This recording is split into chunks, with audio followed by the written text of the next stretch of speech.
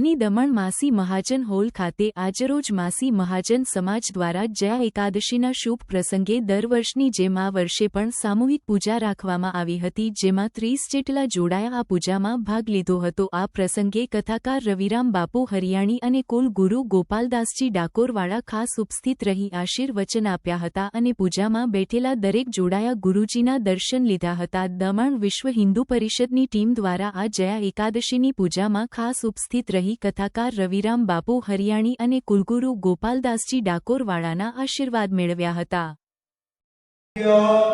દિને નવાન્હ પારાયણ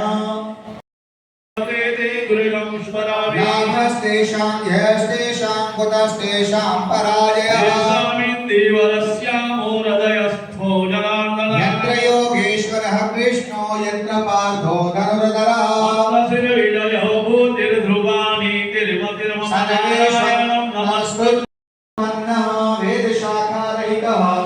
દરેકે પોતપોતાના મનમાં બોલવાનું।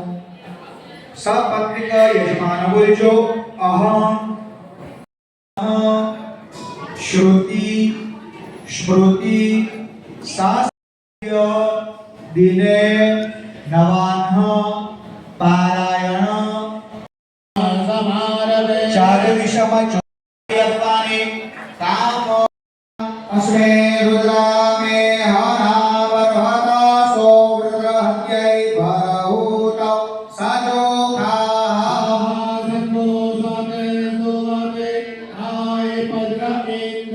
બંને આંખે લગાવવાનું, કપાળે લગાવવાનું, જમીન પર મૂકી દેવાનું, જમીન પર હાથ ધોઈ કાઢવાનો, હસ્ત પ્રક્ષાલન, બીજું એક ફૂલ લેવાનું, સેંચાંદે કરે સેંચાંદે સેંચાંદે કોણાંતે ચગ્રાયે પપ્રે માદે કિંતુ ભગતે કે જગરમસે વર્ણસરે જગ્યા પર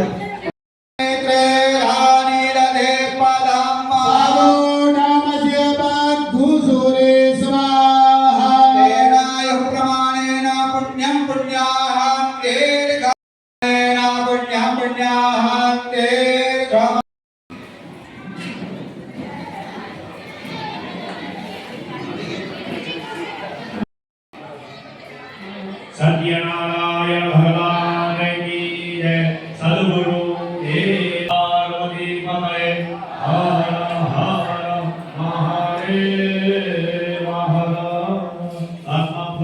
छोटे कहूँ सावधान सामो एक बार नारद मुनि અને નામ શક્તિ ભક્તિ પૂજન અર્ચના કરીને ગણપતિ આદિ આવાહિત દેવતા સમજી મૂકી દેવાની। હાથમાં ફૂલ તુલસીના પાન પકડી રાખવાના। સમગ્ર મુખયા ગણાનાન્વા ગણપતિ કો હરામહે પ્રિયાનાન્વા પ્રિયપતિ કો। माझी समाजની જો તકલીફ પડે તો મારી અપીલ છે તમારા બધાને, મને દક્ષિણા ના આપશો પણ પેલા લોકોને થોડા થોડા કરીને જે તમારી પાઘડી બાકી હોય, 100-200 $, પાઉન્ડ હોય એ અમને આપજો, જેનાથી આપણો હોલ જલ્દી લેવાઈ જાય। આ તમને કહી રાખું છું, મારે નહીં જોઈએ પણ મારો સમાજને આગળ વધારવું છે અને મારી બી રૂમ તૈયાર કરી લેવાનું। હું કોઈ ઘેર શા માટે જાઉં?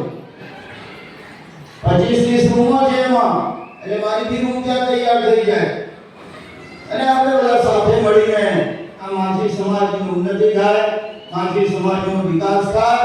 માછી સમાજના કુળદેવતા અહીં તો છે પણ લેસરમાં બી તમારી વચ્ચે આવી જાય, હું પણ તમારી સાથે રહું અને સાથે મળીને જેવી રીતે જે પરંપરાને તમે માનો છો, આપણે રામની પરંપરાને માનીએ છીએ।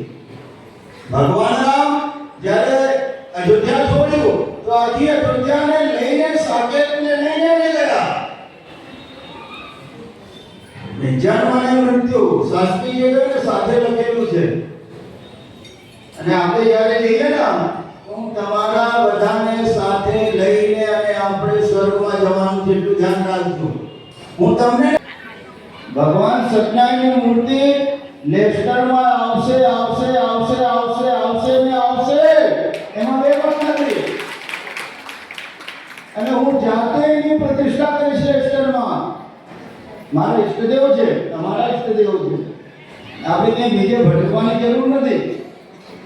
એટલી બધી મહેનતથી તમે બધા ત્યાં જોબ કરો છો, જોબ મળતું નથી અત્યારે, કેટલા પાછા આવી ગયા, અને કેટલાને જોબ છે 8-8 કલાક ઊભા રહીને મહેનત કરો, અને મહેનતની કમાણી આપણે બીજે આપી દઈએ એ ચાલે નહીં. આપણે ઘરમાં જ રાખવાનું. હજી એક ફોન લેવાનું છે, આપણે લેવાનું છે ને, બોલો તો ખરા. હા એમ सकलगुण निदानम वानानापदेशम रघुपति प्रिय भक्तम वादि जातम नमामि.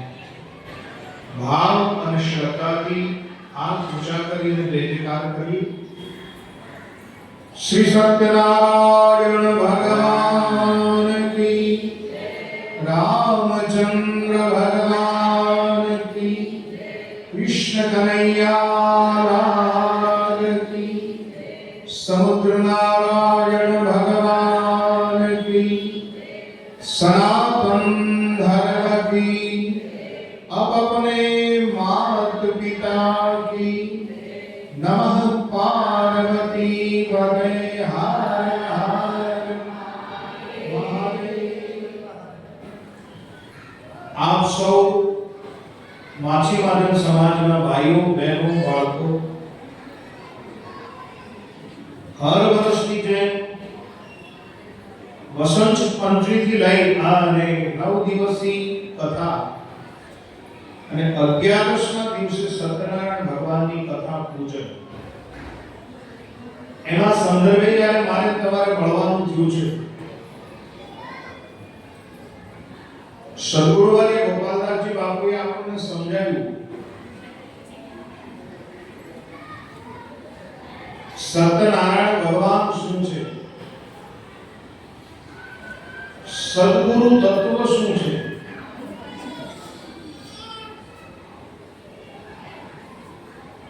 સત્યનારાયણ ભગવાનનું પૂજન એમાં 5 અધ્યાયોમાં હમણાં ભૂદેવ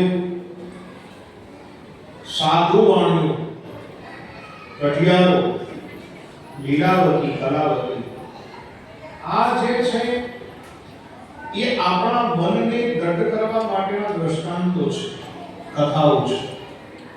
પણ એ કથાઓ દ્વારા મારે જો તમને સમજાવવું હોય તો તમે માછી મહાજન સમાજ